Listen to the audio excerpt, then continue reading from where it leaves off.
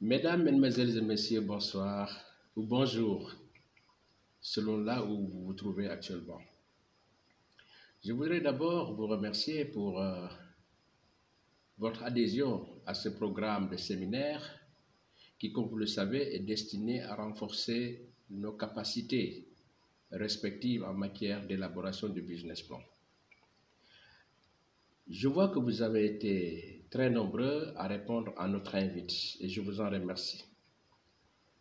Lorsque je vois également vos pays de provenance, vous êtes venus de plusieurs continents, les États-Unis, l'Amérique donc de manière générale, l'Europe, l'Afrique, l'Asie, eh bien je vois qu'effectivement il y a une pluralité d'origines et ça c'est quelque chose d'important également lorsque nous voulons avoir plusieurs expériences croisées.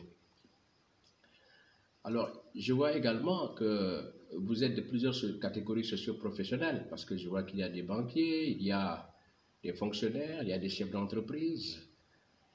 Nous avons également des jeunes cadres porteurs de projets, des fonctionnaires également de l'administration. Eh bien, ça me donne beaucoup d'espoir par rapport à l'Afrique et à sa quête de connaissances et de savoir, et ça, c'est quelque chose de très important. Alors, je voudrais juste dire un mot de qui je suis en tant que votre modeste collaborateur et votre modeste serviteur. Donc, je suis de nationalité sénégalaise, mais je dirais même africaine, parce que maintenant je résonne Afrique.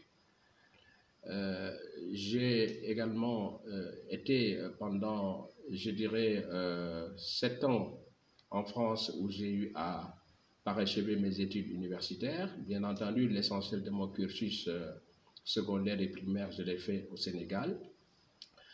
Ensuite, je suis rentré, mais avant de dire que je suis rentré, je dirais que j'ai enseigné pendant 2 ans en France, notamment à Guingamp et à Pontivy, en Bretagne. Et je suis rentré donc en Afrique en 1993. C'est en 1995 que j'ai eu mon premier poste à la Banque ouest-africaine de développement. J'ai passé 8 ans. Ensuite, au Fonds africain de garantie et de coopération économique, le FAGAS, où j'ai également passé 8 ans. Alors, c'est en 2012 que j'ai décidé vraiment de m'installer en indépendant pour pouvoir mieux servir les entreprises également, n'est-ce pas, dans leur quête de meilleur devenir. C'est le séminaire qui aujourd'hui nous rassemble, va parler effectivement de la question du business plan.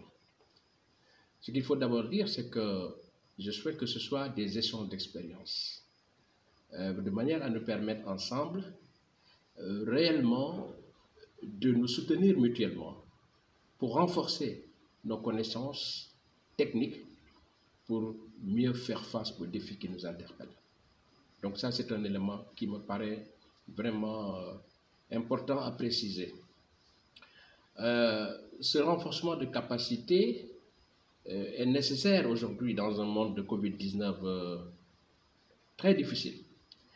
Et le fait d'échanger nos modestes expériences devrait nous permettre de nous renforcer mutuellement et également de mieux préparer l'avenir de vos entreprises et de nous-mêmes. Et ça, je crois que c'est extrêmement important.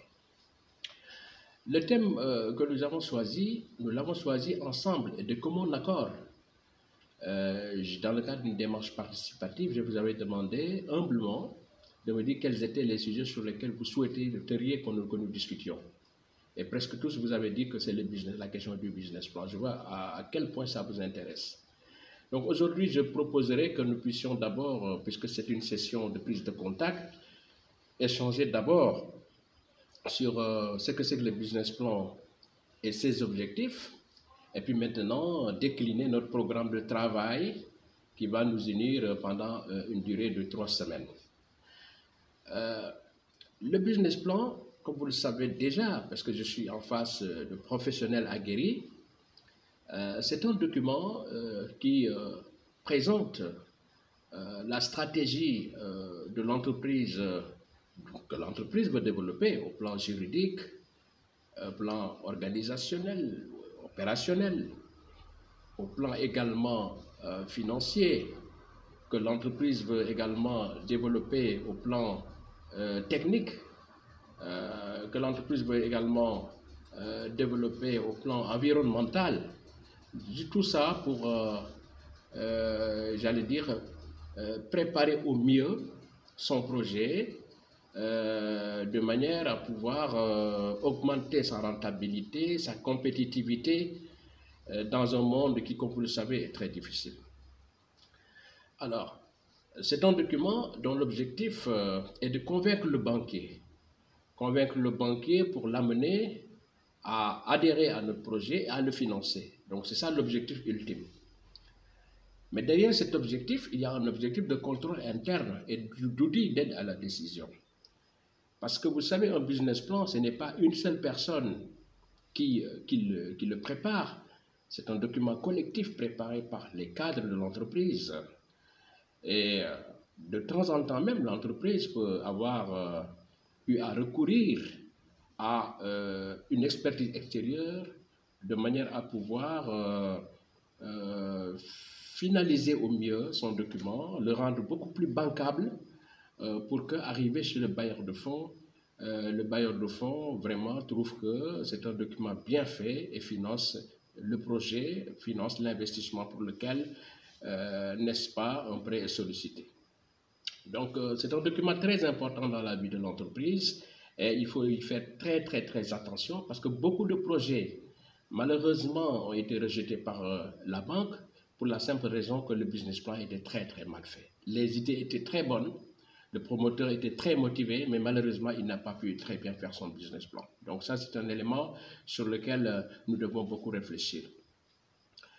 Alors, cela étant, je pense qu'il faudrait également savoir que ce business plan est un document qui est tiré du plan stratégique. Parce que vous savez que les entreprises souvent ont des plans stratégiques qui peuvent aller jusqu'à 7 voire 10 ans. Des plans stratégiques qui déclinent l'ensemble des projets, qui vont traduire concrètement la vision du dirigeant. Alors, je pense que le fait de savoir que le business plan est un élément du plan stratégique permet de savoir qu'il peut y avoir plusieurs projets dans ce plan stratégique-là et que c'est le business plan qui nous intéresse aujourd'hui parce que c'est le document que nous voulons élaborer de manière à ce que le banquier puisse le financer en filigrane. L'autre élément que je voudrais également préciser, c'est qu'il faudrait toujours s'assurer que le business plan, le projet que vous voulez faire, déjà la mise en œuvre a été décidée par l'organe compétent. Parce que comme vous le savez, sur la base de la réglementation existante, une partie des pouvoirs est confiée au directeur général ou au président directeur général selon le cas, mais il y a également des pouvoirs qui relèvent du conseil d'administration. Donc il faudrait vraiment s'assurer de qui est habilité à pouvoir, n'est-ce pas, lancer ce projet-là, mener les concertations nécessaires, demander les avis nécessaires également avant de lancer de manière concertée le business plan et bénéficier de l'aval de qui de droit et puis sauvegarder ainsi la pérennité sociale de l'entreprise. Maintenant, j'en viens à notre programme. Notre programme donc sera articulé comme suit. Aujourd'hui, c'était une prise de contact.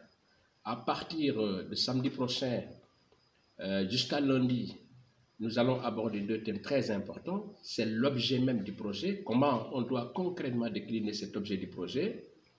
Et ensuite, quel est l'environnement sectoriel, l'environnement macroéconomique, l'environnement financier de l'entreprise. Parce que cet environnement a forcément des impacts sur le projet que vous voulez dérouler. Si cet environnement a beaucoup de menaces, ça va être difficile pour votre projet. Si cet environnement présente beaucoup d'opportunités, c'est une bonne chose pour votre projet. Donc, le fait de maîtriser cet environnement-là, maîtriser la réglementation qui régit l'activité, ça devrait vous permettre de mener à bien votre projet. Donc ça, nous allons l'aborder au cours de ces 2 prochaines sessions. À partir de l'autre semaine, nous allons aborder également une question extrêmement importante. C'est la question du promoteur. Qui vous êtes? Je vais, pendant ce temps-là, vous donner, partager avec vous une petite expérience sur la façon de le présenter, en parlant de votre historique, en parlant de votre capital social, en parlant également de vos actionnaires, en parlant également de vos activités, mais également de votre situation financière sur les 3 dernières années. Tout ça, on y reviendra, mais ça, c'est un point que nous allons développer. Ensuite, nous allons développer la question qui est relative à la justification et au marché du projet.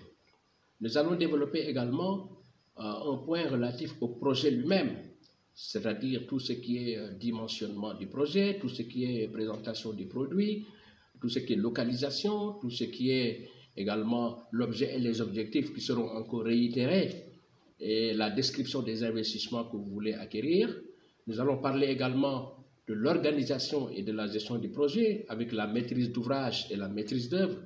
Nous allons parler du planning d'exécution du projet. Nous allons parler également de l'organisation, j'allais dire, administrative, financière, technique, commerciale du projet, avant d'en arriver finalement à une partie très importante, c'est-à-dire les perspectives financières qui doivent être déclinées de manière à voir si le projet est rentable ou pas, avec plusieurs critères sur lesquels nous allons échanger après, tels que le taux de rentabilité interne, etc.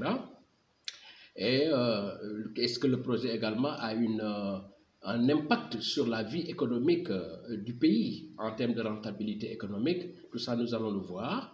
Nous allons également voir comment élaborer un plan de financement viable qui puisse respecter les critères définis par les bailleurs de fonds, voir également quelles sont les conditions optimales pour emprunter et ne pas seulement se limiter à des conditions imposées par les banques. Je m'excuse pour les banquiers qui se sont inscrits, mais je pense que tout ceci, c'est des choses sur lesquelles on doit beaucoup échanger. Donc voilà un peu le programme tel que je compte vraiment le dérouler sur les 3 semaines.